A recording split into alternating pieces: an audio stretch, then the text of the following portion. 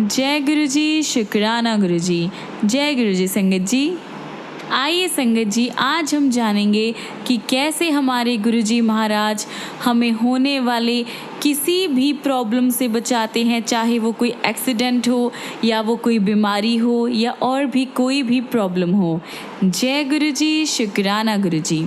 आगे बढ़ने से पहले आप अपने चैनल गुरुजी सत्संग वर्ल्ड को सब्सक्राइब कर लीजिए, ताकि आपको ऐसे वीडियोस, ऐसे हमारे गुरुजी महाराज के प्यारे प्यारे चमत्कार, प्यारी प्यारी ब्लेसिंग्स रोज़ रोज़ सुनने को मिले।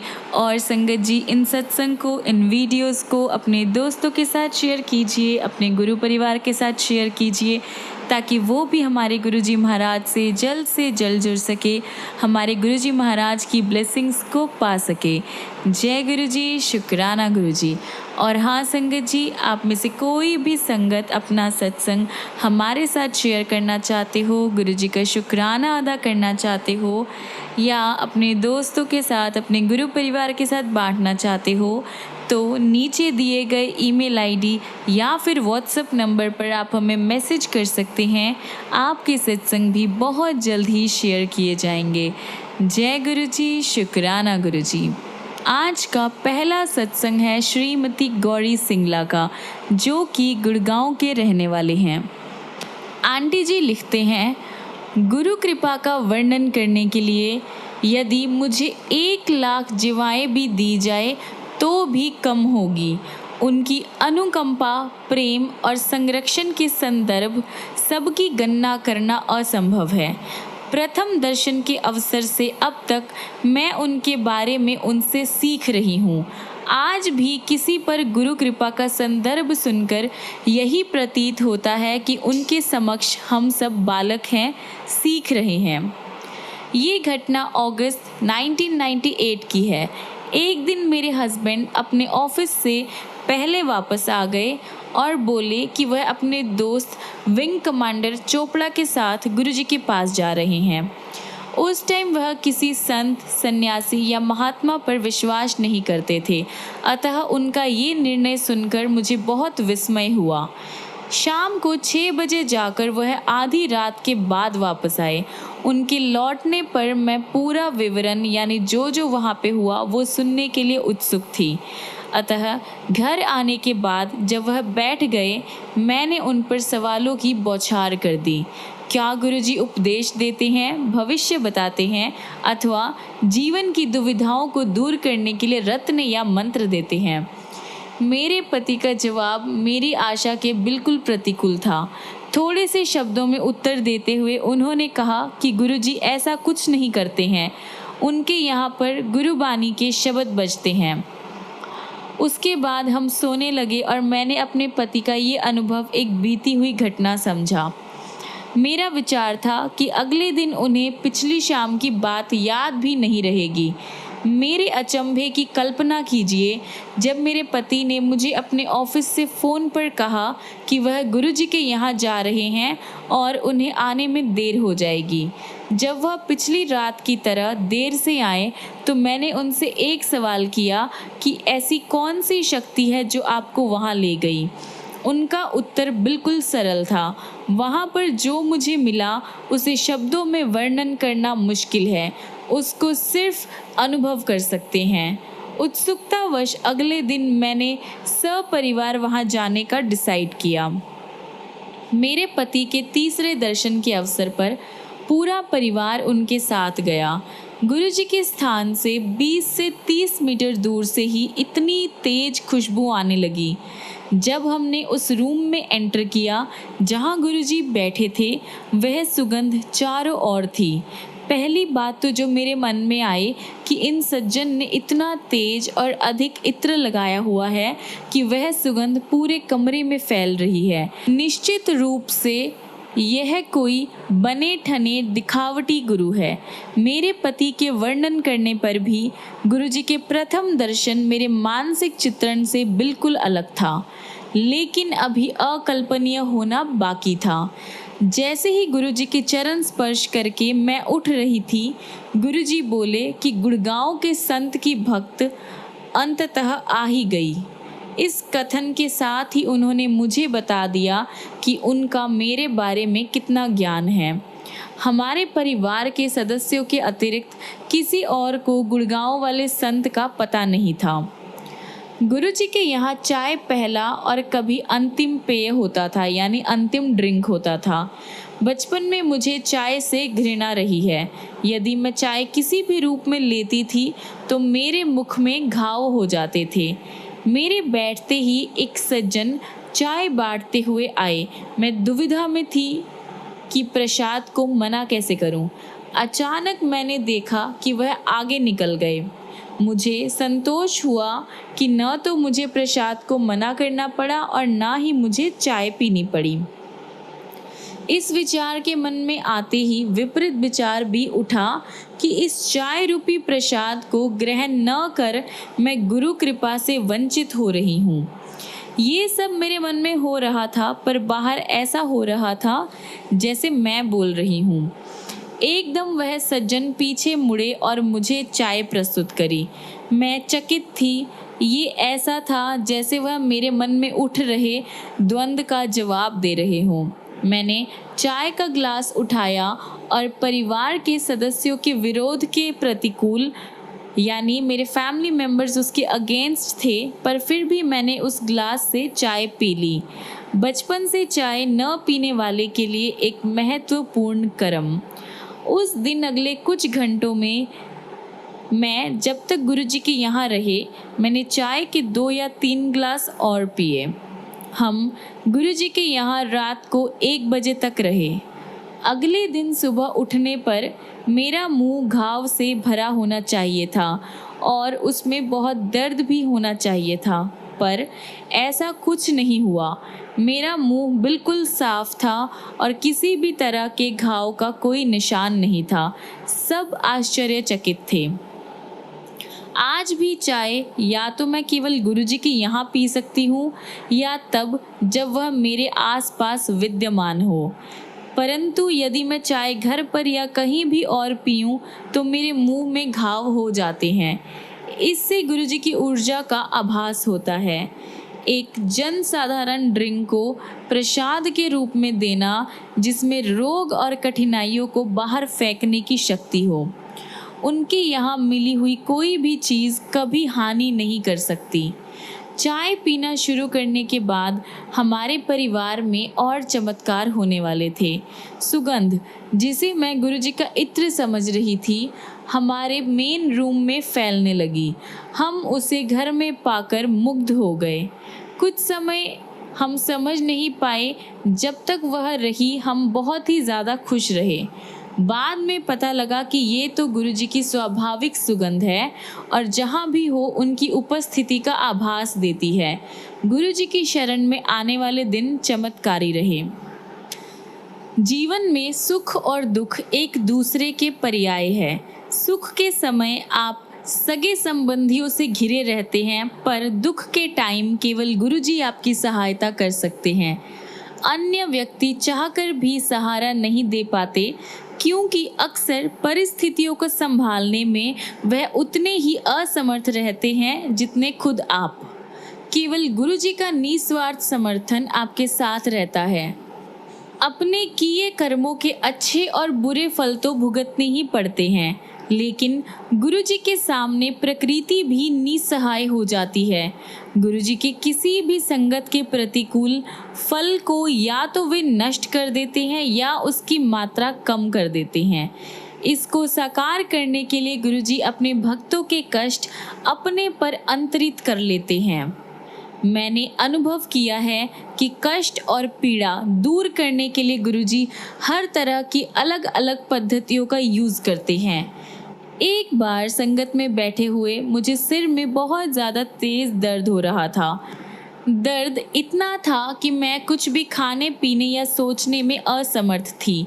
अचानक गुरुजी ने मुझे बुलाया और कहा कि उनके सिर में बहुत दर्द है और मुझे कुछ देर के लिए अपना माथा दबाने को कहा। ये करने के बाद मैं अपने स्थान पर वापस आकर बैठ गई और अचानक मुझे लगा कि मेरा सर दर्द गायब हो गया है। अपना सर दबाने को कहकर उन्होंने मेरी पीड़ा समाप्त कर दी थी। एक बार मुझे फीवर ने घेर लिया था और वह कई दिन तक रहा। परीक्षणों और औषधियों के उपरांत भी वह ठीक नहीं हुआ। फिर 2 वीक तक बहुत ही तेज़ मेडिसिन लेने के बाद वह कम तो हुआ पर फिर से वापस आ गया। मेरे फीवर का रूप अनोखा हो गया। दिन के टाइम जो टेम्परेचर था वह नॉर्मल रहकर शाम को बढ़ जाता था। 4 वीक तक ऐसा ही होता रहा। डॉक्टर्स कुछ नहीं कर पा रहे थे क्योंकि जो भी रिजल्ट्स आए वो सब अनिर्णायक थे। फिर एक दिन गुरुजी ने मेरे पति से इतने दिन संगत में मेरी एब्सेंस का कारण पूछा। गुरुजी को उत्तर देने पर उन्होंने 5 मिर्चों के प्रयोग की एक विधि बताई और उसके सेवन मात्र से मेरा 1 महीने से ज़्यादा जो फीवर चल रहा था वो ख़त्म हो गया। धीरे धीरे मैं फिर से ठीक हो गई। मैं गुरुजी को एक बार और फीवर से निकालने के लिए आभारी हूँ। वैसे तो मुझे हल्का फीवर था। मैंने परिवार के साथ बड़े मंदिर जाने की योजना बनाई, लेकिन बड़े मंदिर पहुँचते पहुँचते मेरा फीवर बहुत ज़्यादा बढ़ गया और मेरे लिए उठ पाना भी पॉसिबल नहीं था। उस दिन अचानक गुरुजी वहाँ आ गए और मेरे पति और संगत के अन्य सदस्य को ताज़ा नींबू का घोल बनाकर पिलाने को कहा। फीवर ऐसे गायब हुआ जैसे कभी था ही नहीं। किसी के बताए बिना गुरुजी को मेरी अवस्था का ज्ञान था और उन्होंने तुरंत मेरा इलाज किया। ऐसा निस्वार्थ आलंबन और देखभाल और कोई नहीं दे सकता है। गुरुजी द्वारा प्रयोग करने वाली वस्तुएं केवल सांत्वना के लिए होती है। ऐसा अक्सर देखा गया है कि वास्तव में गुरुजी को अलौकिक क्रियाओं के लिए इनकी आवश्यकता नहीं है। गुरुजी की शक्ति मात्र ही भक्त की समस्त समस्याओं का हल है। भौतिक वस्तुओं के प्रयोग से भक्त को केवल ये आभास होता है कि उसकी और गुरुजी का संपूर्ण ध्यान है। मेरे पैर के अंगूठे पर किसी कीड़े ने काट लिया था। फलस्वरूप वह सूज गया था और उसमें बहुत दर्द था। जब डॉक्टर द्वारा दी गई एक मलहम से कोई लाभ नहीं हुआ तो उसने एक साधारण सर्जरी का सुझाव दिया। अचानक उसी दिन मेरे पति के बताए बिना गुरुजी ने मेरे पैर का हाल पूछा और वह पर्याप्त था। पैर का दर्द कम हो गया और उसमें बहुत लाभ हुआ। कुछ ही टाइम में उसके सारे जो निशान थे वो गायब हो गए। ऐसी है हमारे गुरुजी की क्षमता। इससे भी अधिक अचंभा हमें तब हुआ जब गुरुजी ने मुझे डायबिटीज़ से भी मुक्त कर दिया। 1999 से 2000 में पता लगा कि मुझे ये रोग है, ये बीमारी है।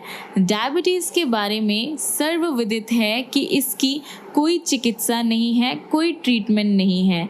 इसको केवल लिमिटेड किया जा सकता है, यानी लिमिट में लाया जा सकता है। लेकिन गुरुजी ने मुझे इस रोग से ही मुक्त कर दिया। कुछ ही महीने में बिना मेडिसिन के केवल गुरुजी की कृपा से मुझे इस रोग से मुक्ति मिल गई। गुरुजी के सादे ढंग से कहे गए शब्दों का अर्थ भी अति गूढ़ होता है। वास्तव में वह ब्रह्म के लिए आदेश होते हैं और यदि उनके शब्दों का पालन नहीं किया जाए तो फल अप्रिय हो सकता है।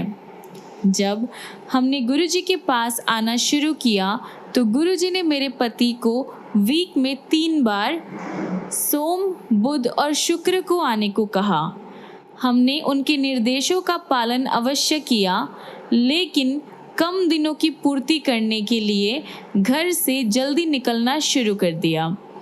एक दिन जब हम 6 बजे ही पहुंच गए तो गुरुजी ने संगत के निर्धारित टाइम 8 बजे आने को कहा।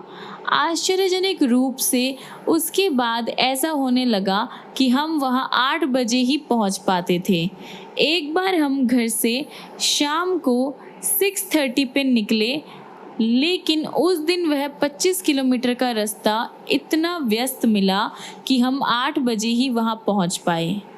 अचंभे की बात है कि घर से 7:30 बजे निकलने पर भी हम 8 बजे वहां पहुंच जाते थे। हमारी मनोवृत्ति अनेक बार हमें ऐसे अनुभव करा देती है जो बाद में मूर्खतापूर्ण काम लगते हैं। एक बार मैंने ऐसा उपवास रखा हुआ था जिसमें अन्न खाना मना था। उस दिन मैं मात्र फलाहार ले सकती थी। जब हम गुरुजी की संगत में पहुँचे तो मैंने डिसाइड किया कि मैं लंगर नहीं करूँगी क्योंकि उसमें रोटी होती है। मुझे आशा थी कि कोई इस पर ध्यान नहीं देगा। उस दिन 200 से ज़्यादा श्रद्धालु थे और लंगर के 6 राउंड हुए थे, लेकिन गुरुजी को इसका ज्ञान हो गया था और उन्होंने मुझे एंड वाले राउंड में लंगर खाने को कहा। व्रत के नियम की अवहेलना नहीं करने की इच्छा से मैं प्रथम तल पर जाकर बैठ गई। उन दिनों एम्पायर स्टेट में संगत नीचे होती थी और लंगर फर्स्ट फ्लोर पर दिया जाता था। मैंने डिसाइड किया था कि एक कोने में बैठी रहूँगी और लंगर की समाप्ति पर नीचे आ जाऊँगी। इस तरह मैंने 2 अपराध किए थे। पहला, गुरुजी के निर्देश की अवहेलना करने का और दूसरा, उनको धोखा देने का प्रयास। नीचे आने पर गुरुजी ने मुझे घूर कर देखा और किसी को संगत में बांटने के लिए मिठाई लाने का आदेश दिया। उन्होंने प्रसाद बांटना शुरू किया और मेरी बारी आने पर मुझे दूसरे की अपेक्षा दुगनी मात्रा दी। जैसे लंगर न खाने के कारण वह मुझे उतना ही फल देना चाहते थे। घर पहुंचकर जब मैंने पूरे घटनाक्रम का फिर से विचार किया तो मुझे अपनी भूल का आभास हुआ। गुरुजी का संदेश बिल्कुल क्लियर था, लंगर करना आवश्यक है। लंगर की अवमानना करने से गुरुजी की कृपा अधूरी है। बाद में मैंने ये जाना कि प्रसाद गुरुजी के आशीर्वाद का माध्यम है, उसके भौतिक स्वरूप का कोई भी अर्थ नहीं है। लेकिन जब भी वह मिले उसे दोनों हाथों से श्रद्धा पूर्वक तुरंत ग्रहण करना चाहिए, जिससे ये अवसर निकल नहीं जाए। मैं और मेरे पति नोएडा से अपनी कार में संगत के लिए आ रहे थे। एक चौराहे पर ट्रैफिक इतना था कि तीसरी बार लाल बत्ती हो गई। हम उस टाइम सबसे आगे थे, तो जैसे ही वह हरी हुई मेरे पति ने कार तेज़ी से आगे बढ़ा दी। हमारे सामने एक बड़ी सी शेप का ट्रक आगे बढ़ा, लेकिन तुरंत ही एक साइकिल सवार के गिर जाने के कारण रुक गया। मेरे पति के पास इतना अवसर नहीं था कि वह रुक सके और दुर्घटना निश्चित थी। अचानक मैंने कार के सामने गुरुजी को देखा और मैं चिल्लाई, गुरुजी। हमें होश में आने में कुछ टाइम लगा। थोड़ी देर बाद जब हमने कार रोककर उसका निरीक्षण किया तो देखा कि कार ट्रक के नीचे से निकल गई थी और उसको कोई भी डैमेज नहीं हुआ था। कार का पिछला हिस्सा ट्रक के बड़े टायर से कुछ ही इंच दूर था। हमें आभास हुआ कि गुरुजी क्यों प्रकट हुए थे। अगर वह नहीं आते तो दुर्घटना निश्चित थी। इससे भी ज़्यादा आश्चर्य उस समय हुआ जब मेरे पति यह संस्मरण संगत की एक सदस्य को सुना रहे थे।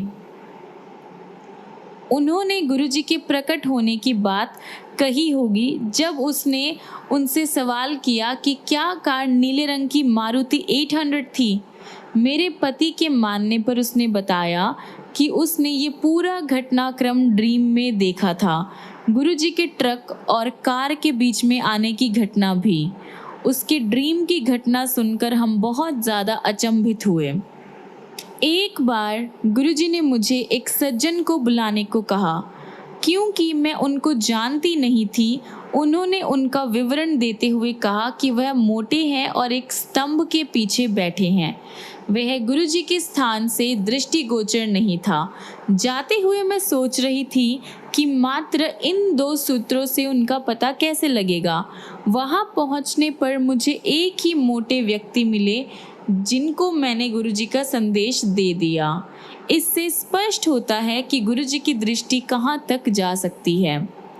यदि गुरुजी चाहे तो वह आपका भूत बता सकते हैं, वर्तमान में इस टाइम पृथ्वी पर कहाँ क्या हो रहा है और भविष्य में क्या होगा, इन सब का वृत्तांत आपको गुरुजी दे सकते हैं।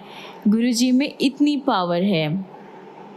जब मेरे बच्चे, एक पुत्र एवं एक पुत्री, स्कूल में ही थे, गुरुजी ने एक दिन बातों बातों में कह दिया था कि वह सीमेंस में काम करेंगे। उस टाइम इस कथन पर हमें विश्वास करना बहुत ही मुश्किल था, लेकिन 6 साल बाद ऐसा ही हुआ। इसी तरह गुरुजी ने मुझे बताया कि मेरी बेटी का विवाह 2005 में होगा। उसका विवाह वास्तव में 30 अप्रैल 2005 को हुआ। गुरुजी द्वारा निर्मित बड़ा मंदिर विशेष स्थल है। राजधानी के एक छोर पर यहाँ के पवित्र पावन वातावरण में विश्व की सारी प्रॉब्लम्स हम भूल जाते हैं। यहाँ पर मैं गुरुजी की अनुपस्थिति में भी चाहे कितनी चाय पी सकती हूँ। यहाँ मुझे कोई भी प्रॉब्लम नहीं होती। ये मंदिर में उपस्थित अदृष्ट शक्ति का एक अति सूक्ष्म सूचक है। भले ही किसी को यहाँ पर अपने अनुभव पर विश्वास नहीं हो, मुझे यहाँ पर सदा एक अलौकिक शक्ति की उपस्थिति का आभास होता है। बड़े मंदिर में गुरुजी ने ऐसी ऐसी शक्तियाँ डाली है जो संगत को हर एक प्रॉब्लम से निकाल देती है। जो भी संगत उस मंदिर को सिर्फ बाहर से ही क्रॉस कर जाता है, गुरुजी उसका वहीं से कल्याण कर देते हैं। इतनी ब्लेसिंग्स है इस मंदिर में, इतना पावन एनवायरनमेंट है इस मंदिर का। वहाँ पर मुझे भी कोई भी बीमारी कभी नहीं हुई और मैंने चाय भी बिल्कुल आराम से पी। मुझे मुख में कोई भी प्रॉब्लम नहीं हुई, कोई छाले नहीं, कोई बीमारी नहीं हुई, चाहे मैं जितने मर्जी चाय के ग्लास ले लूँ। एक बार मैं अपने परिवार के साथ बड़े मंदिर गई। नॉर्मली वहाँ पहुँचकर हमारे परिवार का प्रत्येक सदस्य स्वेच्छा से मंदिर में घूमता है, मतलब अपनी इच्छा से मंदिर में घूमता है। उस दिन दोपहर से थोड़ा पहले वहाँ पहुँचकर मैं गुरुजी के कक्ष की स्वच्छता देखने गई। यानी मैं गुरुजी के रूम में उनका जो बेड है, उनका जो एरिया है, वो सब देखने गई कि वो कैसा है। उस रूम में शिव की एक बहुत ही सुंदर प्रतिमा है, जिसमें वह आशीर्वाद देने की मुद्रा में आसीन है, यानी विराजमान है। हम उस प्रतिमा को सदा देखते आए थे। हम हमेशा से उस मूर्ति को, उस प्रतिमा को देखते रहते थे। उस दिन जब मैंने वह प्रतिमा देखी तो मेरे अंदर सिरहन दौड़ गई। प्रतिमा का मुख 60 डिग्री दाहिने को मुड़ा हुआ था, यानी 60 डिग्रीज राइट साइड टर्न हुआ था। मैंने मंदिर में सारे प्रेजेंट लोगों को यह दिखलाया और ये देखकर सब मेरी तरह ही अचंभित हुए। आश्चर्यजनक रूप से जैसे जैसे दिन बीतता गया, मुख अपनी नॉर्मल आकृति में आता गया और शाम होते होते उसने फिर से सामने की मुद्रा ले ली थी। ये चमत्कार देखकर मैं और वहाँ के सभी संगत बहुत ही ज़्यादा सरप्राइज्ड हुए। ये थे हमारे गुरुजी महाराज की ब्लेसिंग्स। उन्होंने हमें शिवलोक के दर्शन करवाए। उन्होंने हमें शिव जी का आभास करवाया कि शिव जी भी प्रेजेंट है। उनकी ब्लेसिंग्स भी बड़े मंदिर में प्रेजेंट है। 2006 की होली भी सदा मुझे याद रहेगी। वह बहुत ही ज़्यादा मेमोरेबल होली थी। उस दिन सुबह जब हम मंदिर में पहुँचे तो हर एक ने कोई सेवा करनी शुरू कर दी।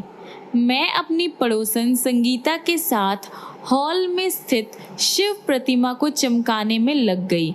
यानी हॉल में एक शिव प्रतिमा है, हम दोनों मिलकर उसे साफ करने लगे, उसको चमकाने में लग गए।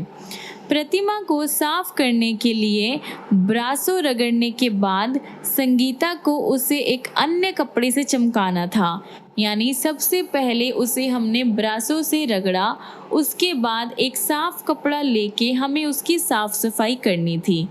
मैं ऊपर की तरफ साफ कर चुकी थी और उस पर अंतिम सफाई करनी अब बाकी थी।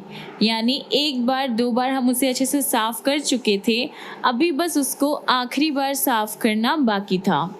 संगीता ने सफाई शुरू करी ही थी कि जब उसने मुझे दिखाया कि शिव के गले में लिपटे हुए नाग के बीच में रंग लगा हुआ है।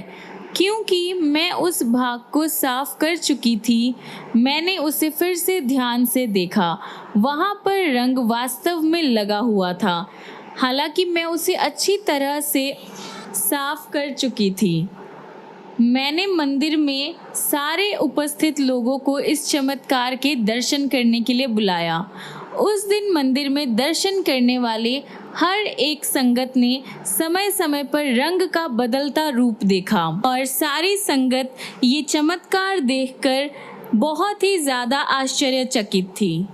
ये सब प्रसंग गुरुजी की अभूतपूर्व प्रतिभा के संकेत मात्र है, लेकिन वास्तव में वह इन सब से सीमित नहीं है। उनकी अपार क्षमता हम साधारण मानव के लिए समझ पाना बिल्कुल भी आसान नहीं है। हाथ जोड़कर नतमस्तक होकर मैं आभार प्रकट करती हूँ और उनसे विनम्र निवेदन करती हूँ कि पूरी संगत पर अपनी कृपा बनाए रखें। जय गुरुजी, शुक्राना गुरुजी। आइए संगत जी, अगला सत्संग हम सुनेंगे गौरव मरवाहा अंकल का। गौरव मरवाहा दिल्ली के सदर बाज़ार में काम करते थे, लेकिन उसमें कोई मुश्किलें आ रही थी। उनके एक घनिष्ठ संबंधी ने उनको गुरुजी के दर्शन करने का सुझाव दिया। वह अपनी पत्नी के साथ मोटरसाइकिल पर गुरुजी के पास आए। उनकी पत्नी मोटरसाइकिल के पीछे बैठे हुए गुरुजी से प्रार्थना करती थी कि उनको और आरामदायक वाहन मिल जाए। शीघ्र ही उनका व्यवसाय यानी उनका काम चल पड़ा और 1 महीने में ही उस कपल ने कार ले ली। उन्हें लगा कि उनका भाग्य पलट गया। एक पुरानी संगत ने इसमें गुरुजी का हाथ होने की बात करी तो उन्होंने उस पर विश्वास नहीं किया। गौरव की वाइफ ने सोचा कि वह तभी मानेगी जब गुरुजी उसको पहचान जाएंगे। जब वह अगली बार संगत में आए तो गुरुजी ने ऐसे ही वार्तालाप करते हुए कहा कि देखो जनकपुरी से कितने मुसलमान आ रहे हैं। फिर उन्होंने अपना वक्तव्य यानी अपना तरीका बदला और बोले कि वह यमुना पार के मुसलमानों की बात कर रहे हैं। गौरव की पत्नी जनकपुरी में रहती थी और गुरुजी के इस कथन के कुछ वीक बाद उन्होंने यमुना पार क्षेत्र में घर ले लिया। वह गर्भवती भी हो गई। दिन गुजरते गए और महिला गर्भ परीक्षण के लिए गई। डॉक्टर्स ने प्रेगनेंसी से रिलेटेड होने वाली प्रॉब्लम से उनको अवगत करवाया और अबॉर्शन करवाने का कहा। भक्तों ने कपल को बताया कि वह गुरुजी पर आस्था बनाए रखे तो कोई भी ऐसी गलत घटना नहीं होगी। वह गुरुजी के पास आते रहे और अंत में उन्हें एक कन्या की प्राप्ति हुई। 2005 में गुरुजी ने अपने जन्मदिवस के अवसर पर गौरव की पत्नी को बुलाया और कहा कि वह बहुत मोटी हो गई है। वह मुस्कुराकर चली गई। गुरुजी के इस कहने के अनुसार 1 महीने में ही बिना कोई व्यायाम किए या भोजन पर रोक लगाए उसका वजन 15 किलो कम हो गया। कपल की पहली धारणा कि उन्होंने कार अकस्मात ली यानी अचानक से ली वो गलत थी। गुरुजी स्वयं कहते हैं कि संयोग से कुछ नहीं होता, चुनाव से ही कामना की पूर्ति संभव है और ईश्वर होने के कारण गुरुजी चयन करते हैं। जय गुरुजी, शुक्राना गुरुजी। आइए संगत जी, हम अपने आज के सत्संग को यहीं पर विराम करते हैं और हमारे गुरुजी महाराज का मंत्र जाप करते हैं। ओम नमः शिवाय, शिवजी सदा सहाय। ओम नमः शिवाय, गुरुजी सदा सहाय। ओम नमः शिवाय, शिवजी सदा सहाय। ओम नमः शिवाय, गुरुजी सदा सहाय। ओम नमः शिवाय, शिवजी सदा सहाय। ओम नमः शिवाय, गुरुजी सदा सहाय। ओम नमः शिवाय। शिव जी सदा सहाय। ओम नमः शिवाय। गुरु जी सदा सहाय। जय गुरु जी। शुक्राना गुरु जी। संगत जी, मिलते हैं अगली वीडियो में अगले ऐसे गुरु जी के बहुत सारे चमत्कार लेकर, गुरु जी की प्यारी प्यारी ब्लेसिंग्स लेकर, ढेर सारा प्यार लेकर। तब तक के लिए गुरु जी आपको ऐसे ही ब्लेस करते रहें, बहुत सारा प्यार दे, बहुत सारी ब्लेसिंग्स दे। और आप भी गुरु जी को दिल से याद कीजिए, दिल से प्यार कीजिए, फिर देखिए गुरु जी महाराज की ब्लेसिंग्स आप पर और आपके परिवार पर कैसे होती है। जय गुरु जी। शुक्राना गुरु जी। जय गुरु जी संगत जी।